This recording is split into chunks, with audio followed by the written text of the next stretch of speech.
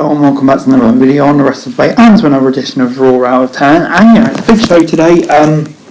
We're not far away from Crown Jewels. We've got Survivor Series coming up soon as well. So yeah, we're all kind of a lot going on at the moment.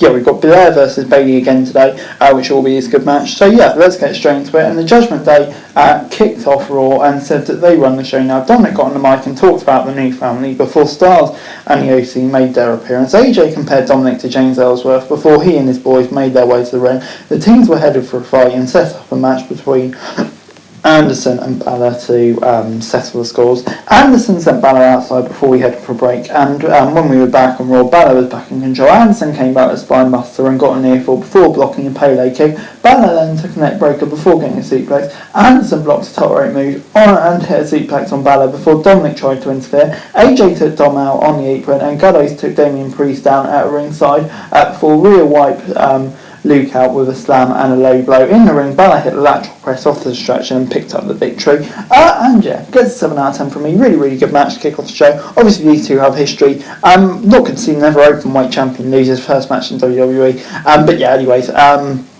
still a really good match. Gets a 7 out of 10 from me. Fun stuff.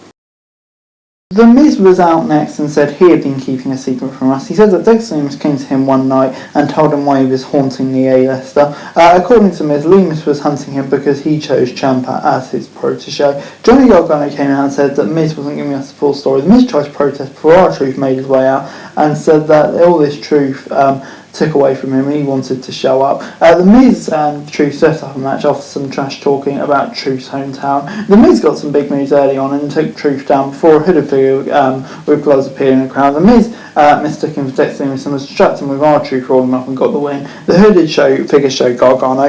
Yeah, it gets a 5 out of 10 from me. Kind of predictable. Good to see R-Truth back, but come on. Yeah, just progress the story a bit more now, I guess. But anyway, Candice LeRae was being interviewed backstage when Damage Control showed up to crash it. They argued for a bit before the heels beat up her. Before Elias was backstage with Riddle and said he was sick of being interrupted there and will take action if it happens again. Alpha Academy came in and made fun of them before Elias challenged Gable to a match, and then it was time for Theory versus Ali. Seth Rollins was at ringside and joined the commentary team to root for his former disciple Theory. Theory was in control early, but Ali sent him into the counter and cornered Cancer's top rope move with a drop kick, but Austin fled the ring before he could get pinned.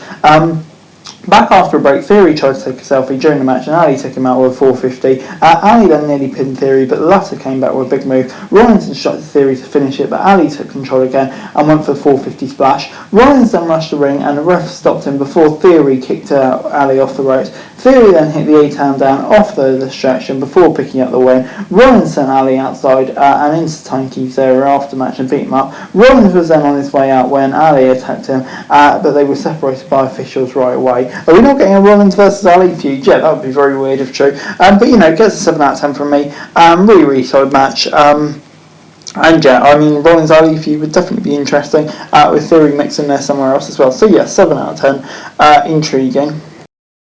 Backstage, Gargano ran into JBL and Barrow and Corbin. JBL made fun of Gargano and the former NXT star came back with some jabs of his own. JBL then booked a match between Gargano and Corbin for later as Raw continued before Omos and MVP were out next and called out Braun Strowman asking him to watch the 4-on-1 match. And yeah, he started tossing men around the ring before they tried to team up against the Giant. He broke out of the team attack and wiped 2 of them out with his splashes in the corner before stomping on the third and hitting the last one with a big slam. Omos then piled 2 of his opponents together on the mat before getting the pin with one. And yeah, I mean, like, that's kind of the end of the segment. I was hoping for something with Braun, but yeah, it just kind of felt like going back to squash matches. It's fun to watch, but yeah, let's progress the storyline a bit further, you know what I'm saying? 5 out of 10. Before it's time for Elias versus Chad Gable. Elias was back in his first match in over a year, and Gable tried for a hold, and they traded submissions early on before Elias got a vertical suplex for a near fall. Otis then grabbed the ropes and dropped Elias to the outside before we headed for a break. Back on Raw, Gable got in an ample lock before going up for a top rope moonsault. Elias then blocked the dive with a knee strike before getting a near fall. Elias went outside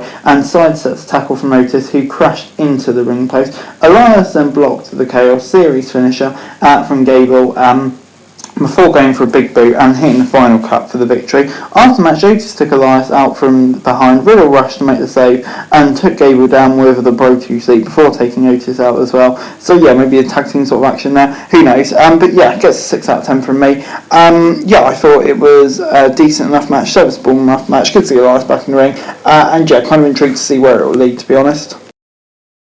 Backstage, Styles and Yoti were trying to figure out how to defeat the Judgment Day. Gallows tried to go to deal with Rhea Ripley himself after taking a break, came back after a beating. Before it's time for Gargano versus Corbin. Corbin was in control early, but Gargano got a big counter with a knee to the head and sent Corbin outside. Corbin then dragged Gargano outside and dropped him on the outside just before he headed for a break. Back on Raw, Corbin got a big move to take a spear off a counter before Gargano got a near fall. Gargano then tried for a crucifix pin before Corbin hit the deep six for a near fall. Corbin then took it inside and cleared the announcer before Gargano took him down and stole JBL's hat. Gargano hit DDT on the floor before JBL wiped him out off the apron, allowing Baron to hit the end of days for the victory.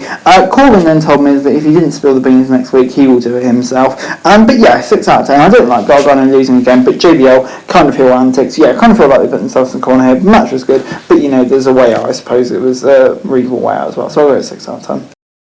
Then it was time for Bianca Belair versus Bayley. Bayley was in control early and tried for an early roll-up before getting near for a forearm strike. Belair then tried for a roll-up herself and got over a suplex before being caught in the chin lock. Bayley was sent outside and took a dive before he headed for a break. Back on Raw, Bayley sent Belair outside and dropped her on the barricades before dropping her with a DDT on the floor, hurting the champ's already injured arm. Back after another break, Bayley then blocked a suplex before trying to hit the KOD. Bianca countered into Bayley suplex for a near fall. Io then ran the stretch and allowed Bayley to hit the Bayley's belly from the ropes. Belair then hit a powerbomb on the announcer's desk before slamming Bayley into the apron and ring post. Io and Takos took Belair out of ringside before the official caught them and was about to send them backstage. Nikki Cross showed up at ringside and took out the referee before wiping out Belair in the ring and letting Bayley get the win. After the match, Nikki beat Bayley and Damage Control as Raw went off the air. Nikki Cross, seems like she's in time for a mega push, and yeah, definitely not opposed to it, but yeah, it's going to be really interesting to see how that goes. So yeah, that's 7 out of 10 from me. Really, really good stuff. And yeah, good to see Bayley get the win, even if it was in fortuitous circumstances. But yeah, the Raw Women's division looks very interesting now. Raw this week gets a 6 out of 10 from me. Yeah, kind of a mixed Raw. There's some bits in there that were really good, some really bang matches, some bits in there that I wasn't big a fan of. But you know, on the whole, even kind of like how I need to average it out together, it was a solid enough show, I suppose. So yeah, I'll go down the middle and give it a 6 out of 10 for a relatively decent. So yeah. But anyway, guys, that's it for the video. Thanks very much for watching. To like, share, subscribe, and also comments on and follow and share for daily wrestling news and subscribe from the channel. It's greatly appreciated. Thanks very much for watching. Peace out.